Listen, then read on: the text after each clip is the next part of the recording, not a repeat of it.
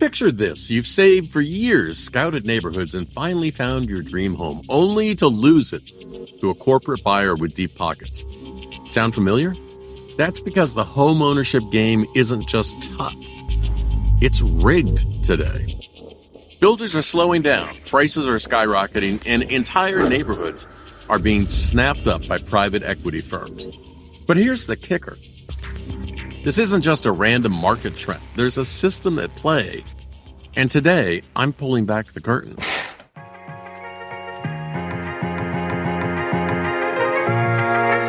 Hey there, friends. It's Steve here, your second or maybe your third favorite grandfather. If this is your first time tuning into Old Guy Insights, welcome aboard. I'm here to share life lessons and real-world insights, all wrapped in a warm, no-nonsense package. Today we're tackling why both new and existing homes are slipping further out of reach. We'll explore builder strategies, the rise of rentals, and why the supply of existing homes is tighter than ever. But before we jump in, don't forget to like, subscribe, and ring that notification bell. You'll want to hear what I've got coming up. And for more data on today's topic, check out the show page on my website, oldguyinsights.me. That's me. Hey, stick around until the end where I'll wrap it all up and leave you with actionable insights to navigate this market and maybe, just maybe, snag your dream home. Let's dive in.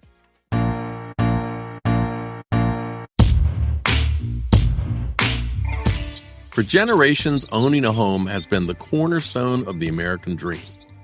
But today, whether you're looking for a brand new house or a well-loved existing one, the dream feels more like a mirage. And this isn't just a problem in the United States.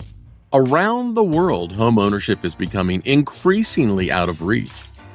In Canada, our northern neighbors, the median home price is now over 10 times the annual household income, making it one of the least affordable housing markets globally.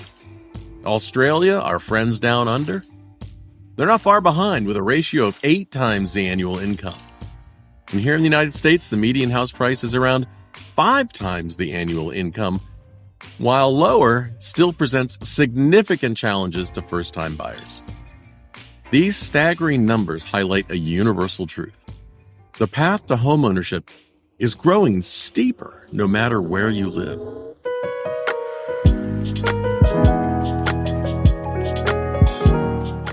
Meet Sarah and Mike. They're in their early 30s, saving diligently for their first home. They've spent weekends touring shiny new developments and charming older homes, but nothing seems to work out. New builds are priced too high, and every existing home they find gets snatched up by an all-cash offer.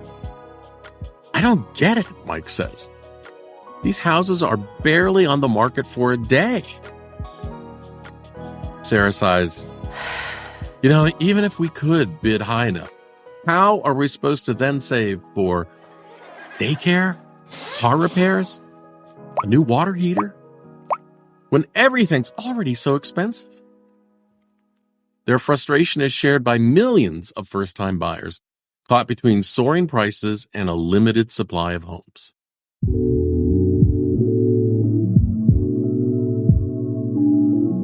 While families like Sarah and Mike feel stuck, builders have their own strategies to keep supply limited and prices high. Not just your imagination. There's a severe shortage of both new and existing homes. New home construction has slowed due to rising costs, labor shortages, and strategic delays by big builders. Meanwhile, existing homeowners are holding on to their properties, reluctant to sell when options for moving are so limited. That's the way I feel.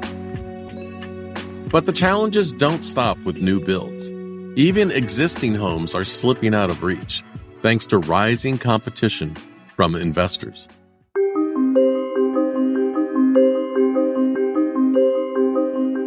So why are Sarah and Mike struggling to buy a home? Well, because many of them aren't even for sale. Institutional investors and even the largest home builders in the United States are focusing on rentals instead of building homes for individual buyers. Don't believe me? Well, take Lennar, for example. They're the second largest home builder in the United States. They're prioritizing build-to-rent communities, saying this strategy allows families to experience a single-family lifestyle while saving for a down payment. In a recent public filing, Lennar stated, quote, "We have intensified our focus on build-to-rent both at a community scale and in single-family for rent scattered home sale markets. We believe we can and should build additional production for professionally owned housing. But professional owners need cost efficiencies, and in today's interest rate environment, to make their rents attainable for families who aspire to a single-family lifestyle but can't yet afford a down payment or qualify for a mortgage." Unquote. Similarly, D.R. Horton, the largest home builder in the United States, has shifted to constructing single-family and multifamily rentals, which are then sold in bulk to investors. Their public filing said this: "The single-family rental operations primarily construct and lease single-family homes within a community, and then market each community for a bulk sale of rental homes. The multifamily rental operations develop, construct, lease, and sell residential rental properties, the majority of which are apartment communities." We know what their focus is. Builders are also offering fewer options and models for new homes to streamline production and increase profits by focusing on a limited number of layouts. They reduce costs and maximize their margins, leaving buyers with fewer affordable choices. Mike vents his frustration as they browse listings together. Look at this one. It was listed yesterday and it already has multiple offers on it.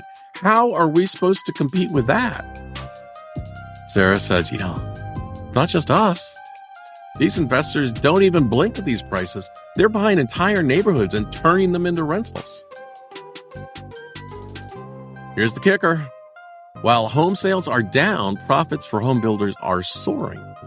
In 2005, D.R. Horton sold a record number of homes, earning $1.47 billion in profit. Now, fast forward to 2023. Despite building roughly half as many homes, the company's profit more than tripled to $4.7 billion. Mike sighs, shaking his head. Damn. So they're building fewer homes for people like us and they're making even more money? No wonder it feels impossible.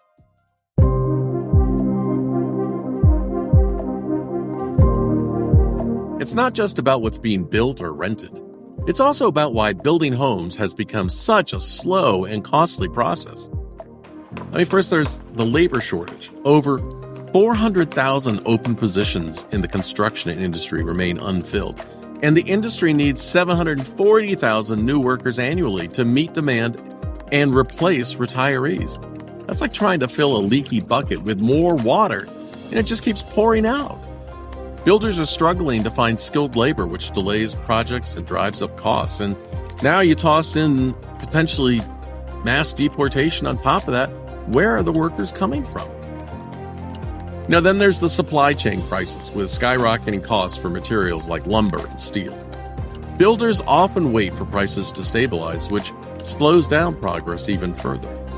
And finally, there are regulatory hurdles that add significant delays, from zoning restrictions to lengthy permitting processes. Even a simple development can be tied up for months or years, and in areas where housing developments face community resistance, those timelines stretch even longer. For families like Sarah and Mike, these delays mean waiting longer and paying more, while their dream home remains just out of reach.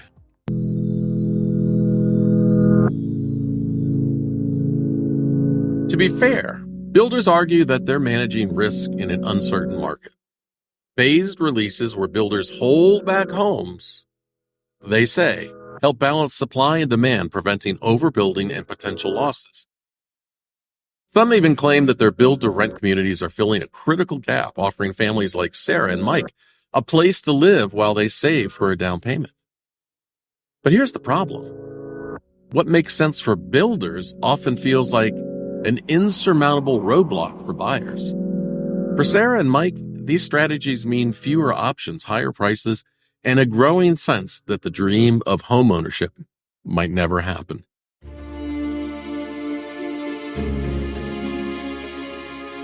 It's easy to think that the housing market is one big conspiracy designed to lock people out like Sarah and Mike. But here's the reality. It's not a coordinated plot. It's a system responding to market dynamics. After the 2008 financial crisis, smaller builders were wiped out, and larger builders filled the gap, consolidating power. Add in labor shortages, skyrocketing material costs, and strategic investor activity, and you've got a recipe for today's housing challenges. Sure. Builders and investors sometimes cooperate on things like land development or pooled resources, but that's about efficiency, not plotting against buyers. Still, the end result feels the same. Fewer homes available and prices that keep climbing, leaving first-time buyers scrambling. And even rents are going up as well.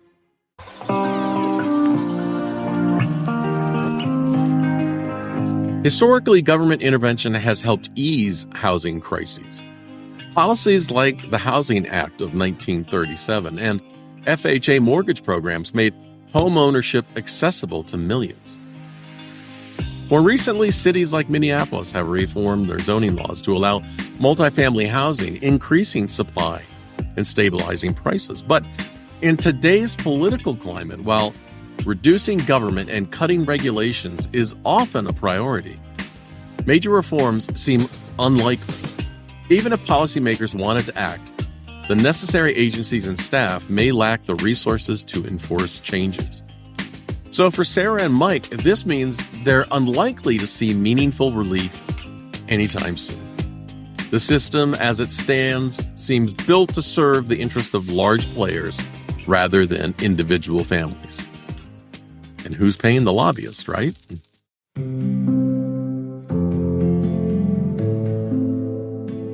So what's the likely future? Well, unless something changes, affordable homeownership will remain a distant dream for many. Renting may become the new normal, forcing families to rethink what stability and success look like. Good old Mike recently joked, "At this rate, maybe we should just embrace renting forever. At least we don't have to worry about fixing the roof." He's not wrong. It's a grim take, but it reflects the reality that many first-time buyers face. Mike's viewpoint is also a sound belief. Homeownership comes with many unanticipated expenses like repairs, taxes, insurance, and general maintenance. Hell, in the past 2 years alone, I've spent over $30,000 in stormwater management, new heating and air conditioning systems, and miscellaneous maintenance. Owning a home is not cheap, and when you rent, the landlord is responsible for those expenses. And here's where things get tougher. In a potential political environment focused on deregulation and cutting government programs, the chances of meaningful intervention seem slim. Without changes to zoning laws, incentives for first-time buyers, or restrictions on investor purchases, homeownership could remain out of reach for millions.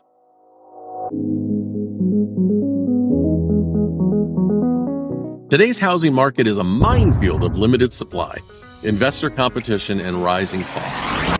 Both new and existing homes are out of reach for many, leaving first-time buyers feeling like they're playing a game they can't win. But here's the takeaway. While the system may feel rigged, knowledge is power. By staying informed, doing what you can to advocate for reforms, and hoping for yet developed creative financial strategies, families like Sarah and Mike can hopefully push back against the odds. It's a tough road, but the dream of homeownership doesn't have to die, and it doesn't have to be the ultimate goal. It just needs a new playbook. Hey, thanks for tuning in today. If you found this helpful, don't forget to like, comment, and subscribe. I've got a ton more details and facts that will blow your mind. It's over on the show page for this show on my website, oldguyinsights.me. I couldn't include everything. Remember, while the housing market feels daunting, knowledge is power, and let's work together to bring the new American dream back within reach. Until next time, stay hopeful, stay informed, and remember to do good things. See ya.